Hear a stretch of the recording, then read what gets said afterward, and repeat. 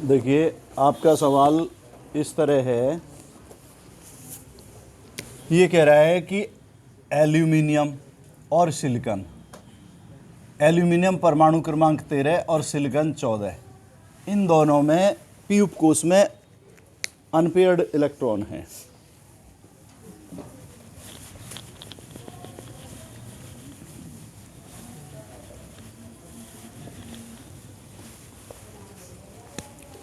इसका हो जाएगा 2 8 3 और इसका होगा 2 8 4। जब हम एसपीडीएफ में करेंगे तो 1s2 2s2 और 2p6, पहला सेल दूसरा सेल। तीसरे में देखिए कितने इलेक्ट्रॉन हैं, 3 है।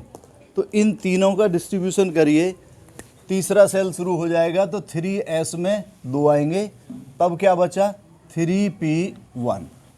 आप जानते हैं जो p उपकोष है, इस p उपकोष में कितने ऑर्बिटल होते हैं, 3 ऑर्बिटल होते हैं। इस तरीके से इलेक्ट्रॉन कितने हैं, 1। तो 1 इलेक्ट्रॉन इस तरीके से आएगा, यानी 1 अनपेयर्ड हुआ 3p में। इसका इलेक्ट्रॉनिक विन्यास एसपीडीएफ में 1s2 2s2 और 2p6, पहला सेल दूसरा सेल। तीसरे में कितने हैं, 4, 3s2 और 3p2। आपको मालूम है जो 3p है इसका भी ये 3p है, ये 3px है, ये y है और ये z है। इसमें 3p में 2 इलेक्ट्रॉन हैं। इसको हम इस तरह दिखा सकते हैं कि ये 3p में 3 ऑर्बिटल इस तरीके से हैं। अब इनमें 2 इलेक्ट्रॉन हैं, तो हमने ये बताया था कि अकेले 2 इसी में नहीं आएंगे। सबसे पहले सब में एक एक इलेक्ट्रॉन, जितने भी ऑर्बिटल हैं उनमें सब में एक एक इलेक्ट्रॉन पूर्ण होगा, उसके बाद पेयरिंग होनी शुरू होगी। तो ये 3px है, ये 3py है और ये 3pz है। उसका पूछने का क्या पूछ रहा है वो, कि इसमें 1 अनपेयर्ड इलेक्ट्रॉन है और इसमें 2 अनपेयर्ड इलेक्ट्रॉन हैं, तो किसका प्रभावी नाभिकीय आवेश अधिक होगा।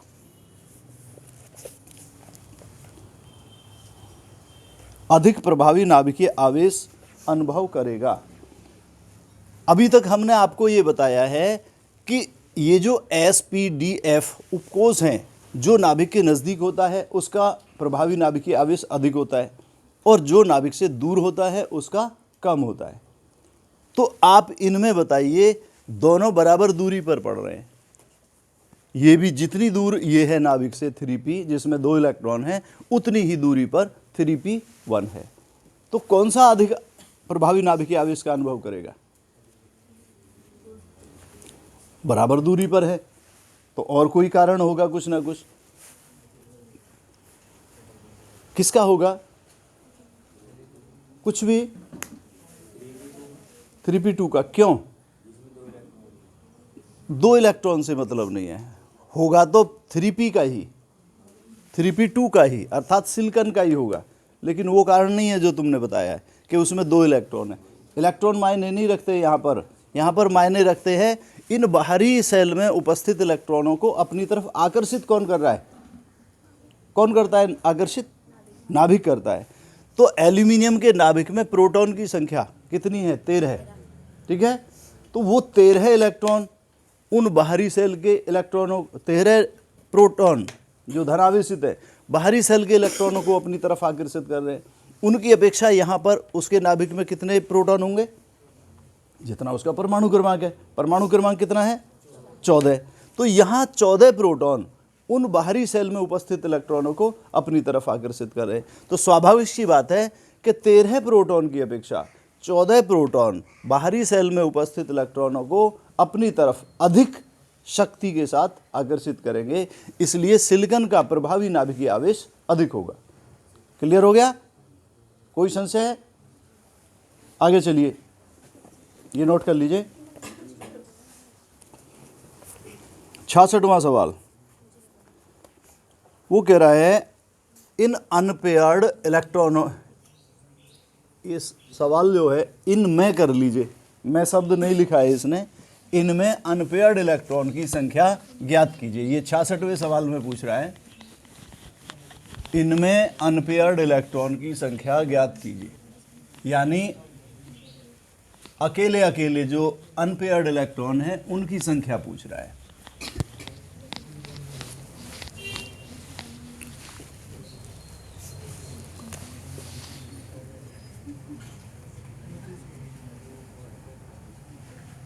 अनपेयर्ड इलेक्ट्रॉन की संख्या पूछ रहा है। किस किस में? का फास्फोरस है, खा सिलिकॉन है, गा क्रोमियम है और घा एफी है और डा क्रिप्टन है। देखिए ये 5 तत्व दे रखे हैं, इनमें अनपेयर्ड इलेक्ट्रॉन की संख्या पूछ रहा है। सबसे पहले क्या करेंगे, इनका इलेक्ट्रॉनिक विन्यास करेंगे। आपको पता है फास्फोरस का परमाणु क्रमांक कितना होता है? 15। इलेक्ट्रॉनिक विन्यास 2 8 5 यानी 1s2 2s2 और 2p6, 3s2 और 3p3। कितना होगा? ये पहला सेल, दूसरा सेल, ये तीसरा सेल। ध्यान करें जिनके बड़े इलेक्ट्रॉनिक विन्यास होते हैं उनको अफबाउ प्रिंसिपल के अकॉर्डिंग चेंज कर लेते हैं। अफबाउ प्रिंसिपल कहाँ लागू होगा? जब हम 3p के आगे 3d करेंगे तो 3d में इलेक्ट्रॉन प्रवेश करने से पहले किस में प्रवेश करते हैं? 4s में। तो 4s पहले आता है और 3d बाद में आता है, ये ध्यान रखना है।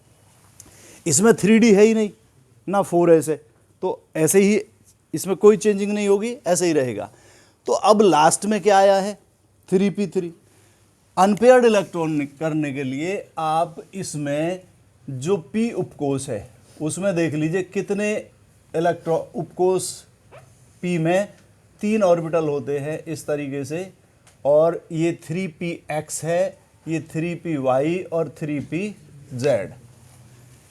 इसमें कितने इलेक्ट्रॉन हैं? 3। हुंड के नियम के अनुसार इनका डिस्ट्रीब्यूशन कर दीजिए, पहला इलेक्ट्रॉन, दूसरा इलेक्ट्रॉन, तीसरा इलेक्ट्रॉन। तो कितने हैं इसमें अनपेयर्ड इलेक्ट्रॉन? 3 हैं। तो लिख दीजिए आप अनपेयर्ड इलेक्ट्रॉन 3 हैं।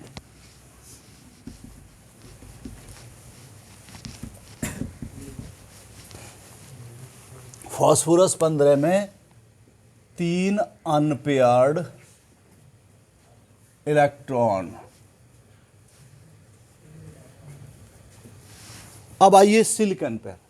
सिलिकॉन परमाणु क्रमांक 14 होता है, तो 2 8 और 4, 1s2 2s2 2p6 3s2 और 3p2। 3p2 ही आएगा ना। इसमें कितने इलेक्ट्रॉन बचेंगे? 2 हैं।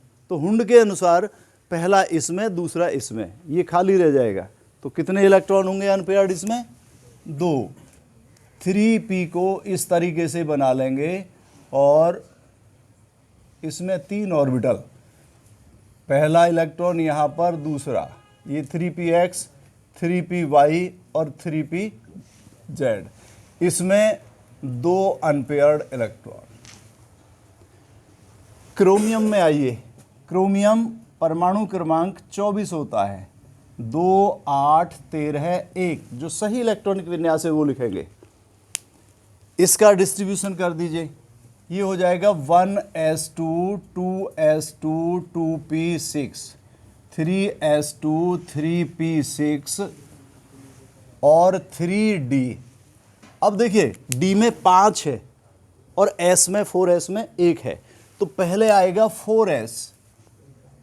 4s 1 इलेक्ट्रॉन है और इसमें कितने बचे? 6 और 2 8, तो 3d5। एक ही बार में मैंने हुंड के नियम के अनुसार चेंज कर दिया है। आप चाहो तो पहले इसके अकॉर्डिंग करके और दोबारा कर देना। समझ आ गया? अब देखिए इसमें इस 4s में s में 1 ऑर्बिटल होता है, ये 4s है और 4s1 में 1 इलेक्ट्रॉन है, तो ये 1 इलेक्ट्रॉन इस तरह आ जाएगा। d में कितने हैं? 5 इलेक्ट्रॉन। डी उपकोष में कितने ऑर्बिटल होते हैं? 5 ही ऑर्बिटल होते हैं। तो वो 5 ऑर्बिटल आप इस तरीके से बना लीजिए, 1 2 3 4 और 5। आप ऐसे कर सकते हैं 3D1 3D2 3D3 3D4 और 3D5। 5 इलेक्ट्रॉन हैं। ऐसे नहीं आएंगे कि 2 इलेक्ट्रॉन इसमें, 2 इलेक्ट्रॉन इसमें और 1 इलेक्ट्रॉन इसमें। हुंड के नियम के अनुसार इनमें सबसे पहले एक इलेक्ट्रॉन आएगा, और जब ये सब के सब पांचों के पांचों पूरे हो जाएंगे और इलेक्ट्रॉन अगर बचेगा तब यहाँ से पेयरिंग होनी शुरू होगी। तो अनपेयर्ड इलेक्ट्रॉन की संख्या कितनी होगी इसमें? क्रोमियम में कितनी हुई? 6 हुई। भाई आप देखिए, ये कंप्लीट है, ये कंप्लीट है, ये कंप्लीट है, ये कंप्लीट है। अनपेयर्ड कितने? एस में अधिकतम 2 आएंगे, लेकिन है कितना? 1। डी में अधिकतम 10 होते हैं, लेकिन है कितने? 5। तो दोनों अनपेयर्ड हैं। तो अनपेयर्ड इलेक्ट्रॉन की संख्या हो गई कितनी? 1 + 5 बराबर 6 अनपेयर्ड इलेक्ट्रॉन। अब आप आइए Fe पर। Fe परमाणु क्रमांक 26 होता है, 2 8 14 2। ये इलेक्ट्रॉनिक विन्यास हो जाएगा। 14 और 2 16 और 10 26। एसपीडीएफ में इलेक्ट्रॉनिक विन्यास करिए, 1s2 2s2 2p6 3s2 3p6। और जब 3p6 आ गया, 8 इलेक्ट्रॉन आ गए, तो इसमें कितने बचे? अभी 14 होने में यूं तो गर्दन हिला रहे हो, बचे कितने? 6 बचे। 8 आ गए, 6 बचे, और पहले आएंगे 4s2 में और तब 3d6। समझ में आ गया? अब देख के बताइए कितने अनपेयर्ड इलेक्ट्रॉन होंगे। हाथ उठाएं जो बता रहे हैं, जिनको मालूम है हाथ उठाएं।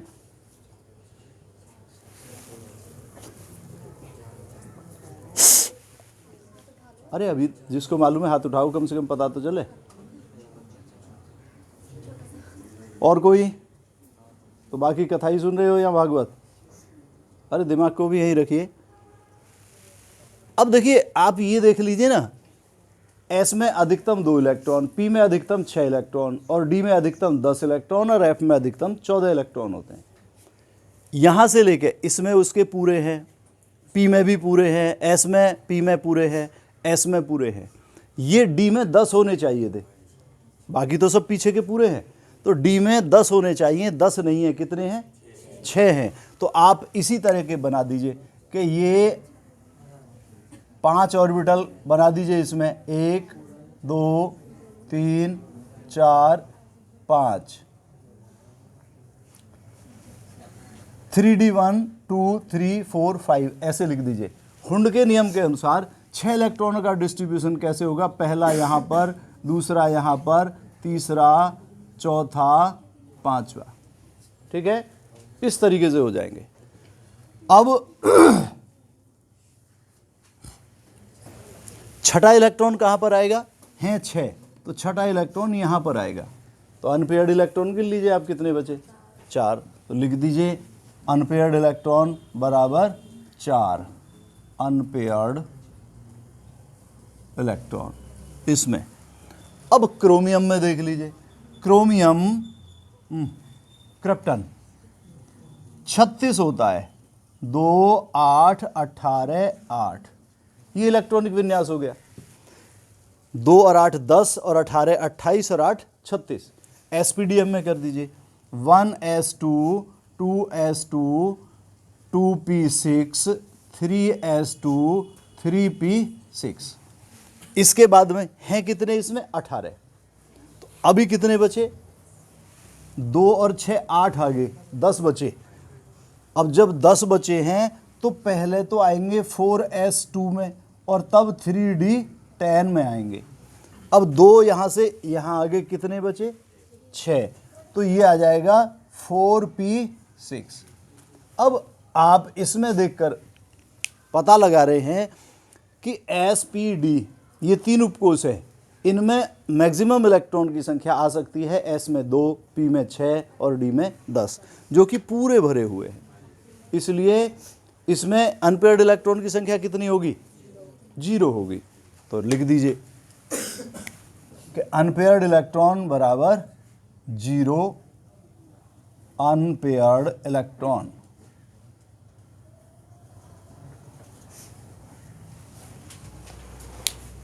यदि समझ में नहीं आया है तो आप बताइए।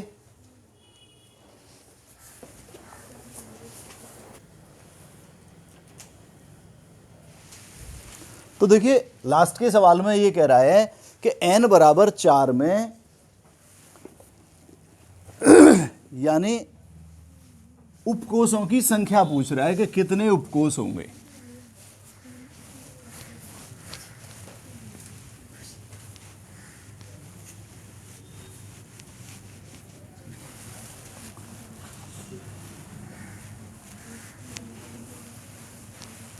तो अभी मैंने आपको समझाया इस सवाल के लिए कि जो पहला, दूसरा, तीसरा, चौथा, पांचवा, छठा, सातवां कोष होता है उनको क्रम से KLMNOPQ आदि अक्षरों से, कैपिटल से रिप्रेजेंट करते हैं। जो पहला कोष K होता है उसमें एक उपकोष होता है 1s, दूसरे में 2 होते हैं 2s और 2p, तीसरे में 3 होते हैं 3s, 3p और 3d, और चौथे में 4 होते हैं 4s, 4p, 4d और 4f। अन्य किसी भी में, पाँचवें, छठे, सातवें में अन्य किसी में भी 4 उपकोष से ज़्यादा नहीं होते। बताया ये। अब इसमें कैसे आप सिद्ध करोगे कि जब n बराबर 4 है तो उपकोष की संख्या बतानी है आपको। ये 67वें का है। n बराबर किसको प्रकट करता है? कोष को। चौथे कोष में उपकोष की संख्या, उपकोष कौन सी क्वांटम संख्या प्रकट करती है? दिगंसी, एजीमुथल। तो निकाल दीजिए आप उसके लिए कि जब n बराबर 4 तो l बराबर 0, 1, 2 और 3। 0 है तो उसको s से प्रकट करते हैं, 1 को p से प्रकट करते हैं, 2 को d से और 3 को f से। अर्थात n बराबर 4 के लिए दिगंसी क्वांटम संख्या l के मान 0, 1, 2, 3 होंगे। अर्थात उसमें कुल 4 उपकोष s, p, d, f होंगे। समझ आ गया? ये इसका आंसर है, 4 उपकोष होंगे। अब इसका लास्ट का ख देख लीजिए। उस उपकोष में कितने इलेक्ट्रॉन उपस्थित होंगे जिनके लिए ms बराबर -1/2 एवं n बराबर 4। देखिए ये सवाल पहले भी आ गया है, बिल्कुल सेम ही रख दिया है। 67 का ख जो सवाल है, 67 का ख ये पहले आ चुका है। वो कह रहा है कि जब n बराबर 4 तो s बराबर +1/2 है, -1/2 है? -1/2। -1/2 वाले कितने इलेक्ट्रॉन होंगे? ये पूछ रहा है। n क्या है? मुख्य क्वांटम संख्या, उपकोष नहीं, मुख्य क्वांटम संख्या। n बराबर 4 है, इसका मतलब चौथा कोष। तो आप निकालेंगे चौथे n कोष में अधिकतम इलेक्ट्रॉन की संख्या बराबर 2n स्क्वायर, 2n स्क्वायर। ठीक है, जहां पर n कितना है? 4 है। तो अब आप इसमें निकाल लीजिए 2 गुणा 4 का स्क्वायर, 4 चौक 16 और 16 दूनी 32। अर्थात कुल इलेक्ट्रॉन कितने होंगे? 32। जो चौथा कोष है उनमें कुल इलेक्ट्रॉन कितने होंगे? मैक्सिमम 32 होंगे। अब उनमें किसी भी ऑर्बिटल में जितने इलेक्ट्रॉन होते हैं, जैसे मैंने बताया s में 2 होते हैं, p में 6 होते हैं, d में 10 होते हैं और f में मैक्सिमम 14 होते हैं। तो आधे के हेड ऊपर को होते हैं, अर्थात चक्रण क्वांटम संख्या +1/2 होती है। आधे के हेड नीचे को होते हैं, अर्थात उनके लिए चक्रण क्वांटम संख्या s का मान -1/2 होता है। समझ आ गया? तो आप लिखेंगे इसमें, क्योंकि चौथे कोष में अधिकतम इलेक्ट्रॉन की संख्या 32 होगी, जिनमें से आधे अर्थात 32/2 बराबर 16 के लिए लिख लो। इतना करने के बाद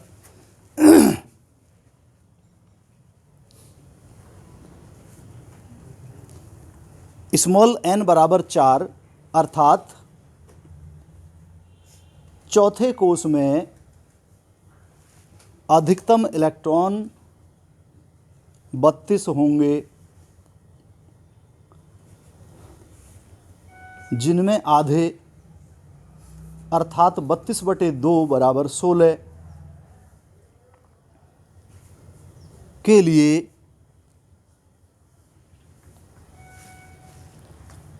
चक्रण क्वांटम संख्या s का मान -1/2 होगा और आधे के लिए